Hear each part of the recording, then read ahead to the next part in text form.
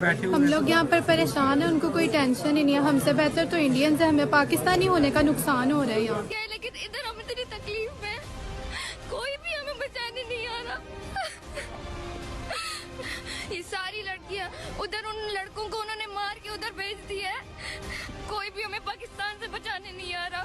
दोस्तों, हमारे प्यारे भारत में कुछ लोग ऐसे भी हैं जो रहते तो यहाँ पर हैं लेकिन गाते हमारे पड़ोसी की हैं। उनको मैं एक तस्वीर दिखाता हूँ जिससे आपको भी गर्व होगा भारतीय होने पर। दोस्तों, आप स्क्रीन पर ये तस्वीर देख सकते हैं। ये जो खाली एरिया दिखाई दे रहा है ये है वॉर जोन, जहाँ पर कोई भी प्लेन नहीं गुजर रहा। लेकिन जो रेड जहाज दिखाई दे रहा है ये है एयर इंडिया का जहाज, जो भारतीय स्टूडेंट को बचाने के लिए गई है। अब मैं आपको एक छोटी सी क्लिप दिखाता हूँ इसी एयर इंडिया के प्लेन की। Looks like he's very low on the glide slope. This could be an interesting one. And then after him we've got the A3. Oh no, he's off centre. I think this might be Air India, but just checking to see if he's going to land it. Looks like he's got it. Winds are gusting. Yeah, very skilled Indian pilot there. यह दृश्य देखकर हमारी पूर्व foreign minister late Sushma Swaraj ji का ये tweet याद आ जाता है, जिसमें उन्होंने लिखा था, even if you are stuck on the Mars, Indian embassy there will help you. और उनकी ये बातें सच भी साबित हो रही है। पूरी दुनिया में भारत के इस मिशन गंगा की चर्चा क्यों हो रही है, पाकिस्तानी क्यों इतने बेबस है कि भारतीय पीएम से मदद की गुहार लगा रहे हैं, उनकी वीडियो भी मैं आपको दिखाऊंगा। इसके साथ ही अमेरिका ने जो अब तक का सबसे घातक कदम रूस के खिलाफ उठा लिया है उस पर भी हम बात करेंगे। तो बिना वक्त गवाए स्टार्ट करते हैं इस वीडियो को। लेकिन दोस्तों, मेरी एक छोटी सी रिक्वेस्ट है कि मैं डेली वर्ल्ड अफेयर्स और डिफेंस से जुड़ी लेटेस्ट वीडियो आप तक लेकर आता हूँ। आपको बस इतना करना है कि नीचे दिए गए रेड कलर में सब्सक्राइब का जो बटन है उसे दबाकर बेल नोटिफिकेशन को ऑन कर लें, और ये बिल्कुल फ्री है। इससे हमारी डेली वीडियो आप तक पहुंचती रहेगी। दरअसल दोस्तों, यूक्रेन में जिस तरह के हालात बने हुए हैं, ऐसे में किसी भी कमर्शियल फ्लाइट का वहां पर जाना सुरक्षित नहीं है। कुल 25,000 से ज्यादा भारतीय स्टूडेंट वहां पर फंसे हुए हैं और इनको निकालने के लिए भारत ने ऑपरेशन गंगा चलाया हुआ है। वॉर की स्थिति में भारत के प्रधानमंत्री नरेंद्र मोदी ने दोनों देशों के राष्ट्रपति से फोन पर बात की और पुतिन और यूक्रेन के राष्ट्रपति जेलेंस्की को अपनी गंभीरता भारतीय स्टूडेंट को लेकर बताई। दोनों ने ये कहा है कि भारतीय स्टूडेंट को वहां पर कुछ नहीं होगा और इवैक्यूएट कराने में हम मदद करेंगे। आप आर्टिकल देख सकते हैं जिसमें लिखा हुआ है, पुतिन एश्योर्स देयर सेफ्टी। अब यहाँ बाकी देश जैसे कि पाकिस्तान और भी अन्य देशों के लिए प्रॉब्लम ये है कि उनके दोनों देशों से संबंध अच्छे नहीं हैं, यानी कि या तो रशिया की तरफ हैं या फिर यूक्रेन की तरफ हैं, और ऐसे में उनके लिए अपने नागरिकों को बचाना आसान नहीं हो रहा। हालात इस समय यूक्रेन में यह है कि आम नागरिकों को भी अब निशाना बनाया जा रहा है। ऐसे में कोई भी सिक्योर नहीं है। भारत ने स्थिति की गंभीरता को देखते हुए आसपास के सभी देशों से मदद मांगी है, चाहे पोलैंड हो, स्लोवाकिया हो या अन्य देश हो। इन देशों के रास्ते भारतीयों को निकाला जा रहा है। वहीं इस क्षेत्र में किसी फ्लाइट की जाने की हिम्मत हो रही है तो वो है इंडिया की एयरलाइन, जिसने सभी देशों से क्लियरेंस ले रखी है।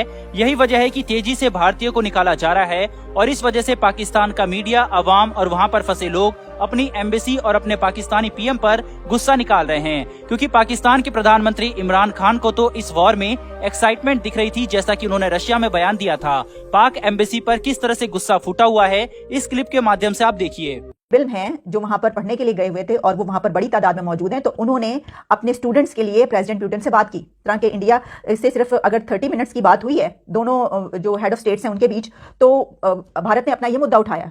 उस 25-30 मिनट की टॉक के बीच भी इंडिया की तरफ से ये मुद्दा रखा गया कि उनको फिक्र है उनकी सेफ्टी की, उनके जो वहां पे स्टूडेंट्स मौजूद। लेकिन पाकिस्तान के फंसे हुए लोग जो हैं, खासतौर से तलबा जिनकी बड़ी तादाद है, उनकी रुदादे गम सुन के दिल बहुत दुखी है। कि हमारे पाकिस्तानी स्टूडेंट्स, हमारे पाकिस्तानी बच्चे इस वक्त वहां पर फंसे हुए हैं।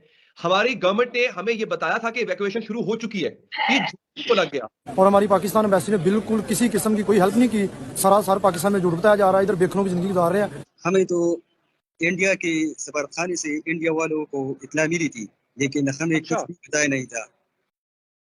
अच्छा, इंडिया वालों ने सफारत खाने ने इंडिया वालों को वहां से इतला करके पहले से बता दिया, लेकिन आपको किसी ने कुछ नहीं बताया पाकिस्तानी सफारत खाने ने?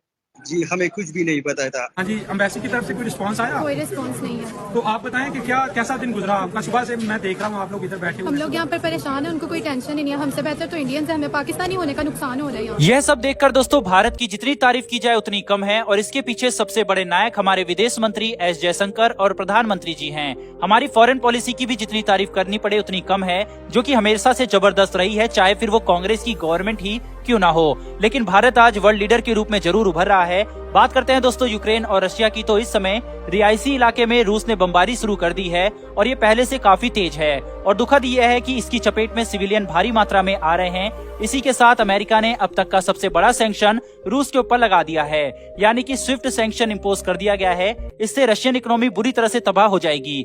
बाइडेन की बंदूक में जो आखिरी गोली थी वो भी उन्होंने रशिया के ऊपर चला दी है। अब धीरे धीरे रशिया घिरता जा रहा है। रशिया के ऊपर दबाव है कि जल्दी से जल्दी इस युद्ध को खत्म किया जाए। इसके अलावा जर्मनी यूक्रेन को डिफेंस सिस्टम भी देने जा रहा है, यानी कि अब मुसीबत रशिया के ऊपर और भी आ रही है। इसके अलावा सबसे बड़ी खबर यह है कि रशिया के खिलाफ यूएन जनरल असेंबली में भी बड़ा प्रस्ताव लाया जा रहा है।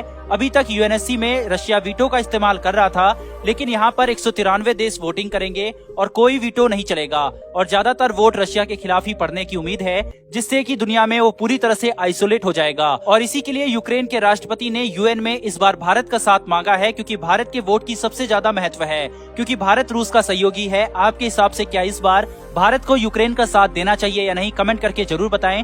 फिलहाल दोस्तों इस वीडियो में इतना ही, फिर मिलेंगे ऐसी एक नई वीडियो के साथ। धन्यवाद, जय हिंद।